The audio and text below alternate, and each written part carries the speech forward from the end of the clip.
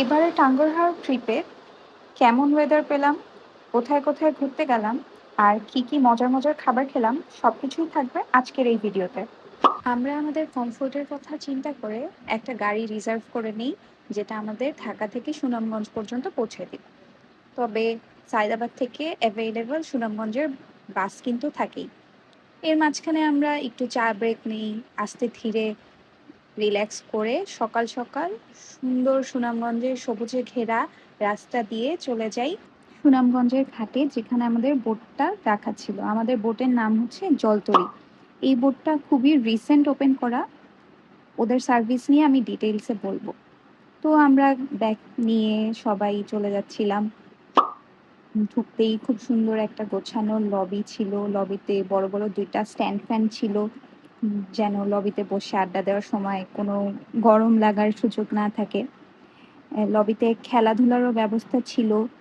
এরপর আমাদের রুমে চলে যাই। রুমটাও বেশ গোছানো ছিল। আমরা ৩ জন শেয়ারে ছিলাম।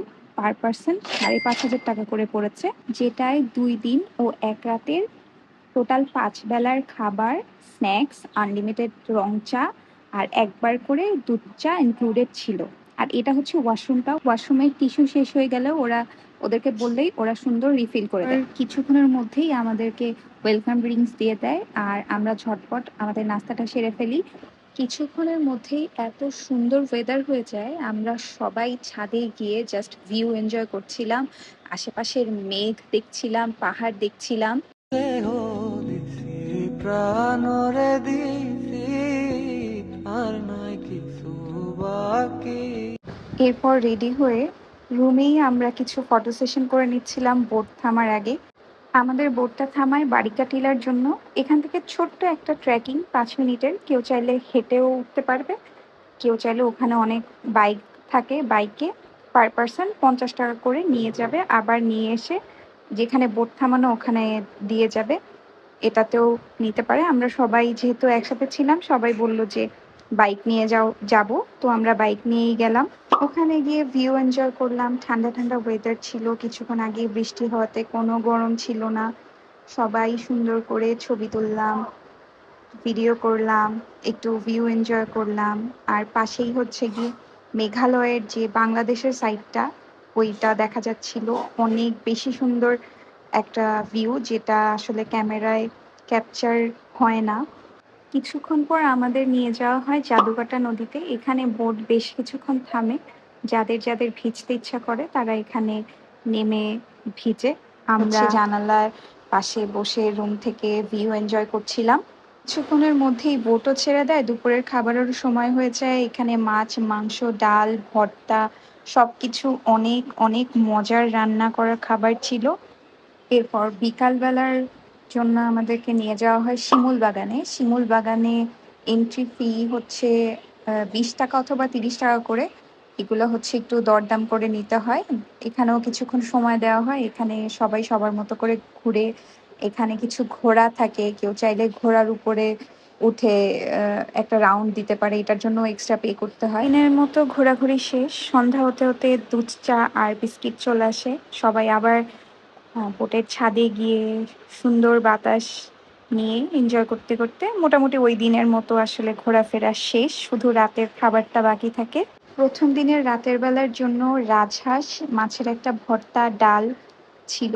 আর রাতের বেলা আমাদের বোটটা দেখতে এরকম খুবই সুন্দর লাইটিং করা একটা বোট ছিল। পরদিন সকাল সকাল উঠে চলে আসি নীলাদ্রি লেকে।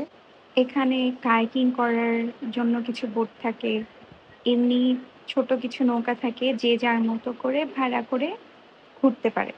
ওই দিনও এত সুন্দর ওয়েদার ছিল, ঝিরিঝিরি বৃষ্টি পড়ছিল। আমরা আর দেরি না করে একটা নৌকা নিয়ে নীলাদ্রি লেকে অনেকক্ষণ ঘোরাঘুরি করি।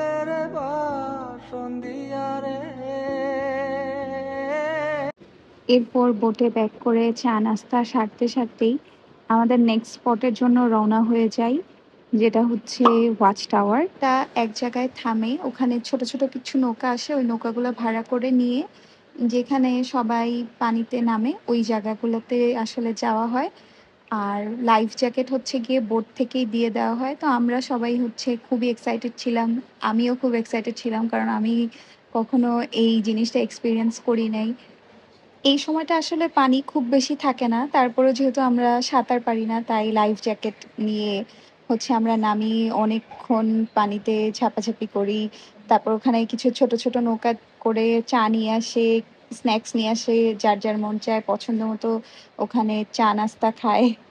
আর সেকেন্ড ডেতে এটাই যেহেতু আমাদের লাস্ট স্পট ছিল, তাই আমরা এখানে অনেক সময় ধরে পানিতে মজা করি, আস্তে ধীরে আর কি বোটের দিকে যাই।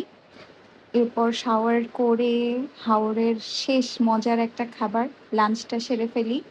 তারপর বিকালে শাড়িটা পরি, কারণ আমার অনেক দিনের শখ ছিল হাওরে গিয়ে শাড়ি পরবো, ছবি তুলবো।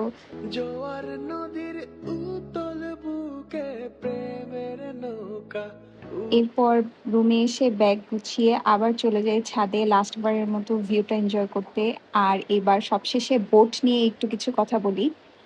বোটের সার্ভিস সবার, ওনার থেকে শুরু করে স্টাফ, প্রত্যেকটা মানুষের বিহেভিয়ার অনেক ভালো ছিল। ওরা অনেক সাপোর্টিভ। ওদের যে কোনো জিনিস বলার সাথে সাথে ওরা রিফিল করে দিচ্ছিল, আনলিমিটেড পানি, টয়লেটের টিস্যু, যে কোনো কিছুর জন্য ওরা অনেক বেশি সাপোর্টিভ ছিল। রিসেন্ট ওরা ওপেন করাতেও এত ভালো সার্ভিস দিচ্ছে এই বাজেটের মধ্যে, আমাদের সবার খুবই খুবই ভালো লেগেছে। তো এই ছিল আমার আজকের ভিডিও। সবাই ভালো থাকবে। আল্লাহ হাফিজ।